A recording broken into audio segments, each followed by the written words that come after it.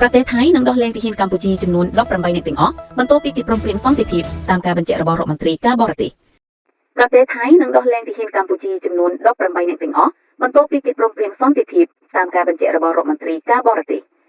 រដ្ឋមន្ត្រីការបរទេសនិងសហប្រតិបត្តិការអន្តរជាតិលោកប្រាក់សុខុនបានបញ្ជាក់ពីសារៈសំខាន់នៃកិច្ចព្រមព្រៀងសន្តិភាពដែលនឹងត្រូវចុះហត្ថលេខាក្នុងកិច្ចប្រជុំកំពូលអាស៊ានខណៈដែលកិច្ចព្រមព្រៀងនោះនឹងរួមបញ្ចូលការដោះលែងទាហានកម្ពុជាចំនួន18នាក់ដែលបានជាប់ខ្លួនដោយប្រទេសថៃបន្ទាប់ពីកិច្ចព្រមព្រៀងជប់បាន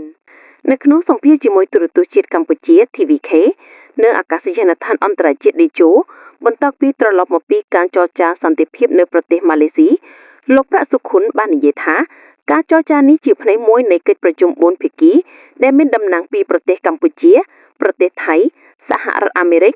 និងប្រទេសម៉ាឡេស៊ីចូលរួមលោកបាននិយាយថា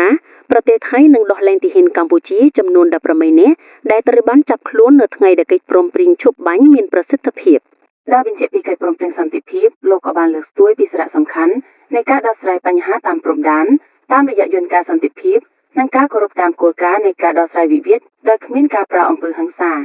តាមការបញ្ជាក់នៅថ្ងៃនេះទាហានកម្ពុជាទាំងនោះត្រូវបានគេចាប់ខ្លួនដោយមិនស្របច្បាប់រយៈពេលរហូតដល់81ថ្ងៃនៅក្រោមការឃុំខ្លួនរបស់កងទ័ពថៃ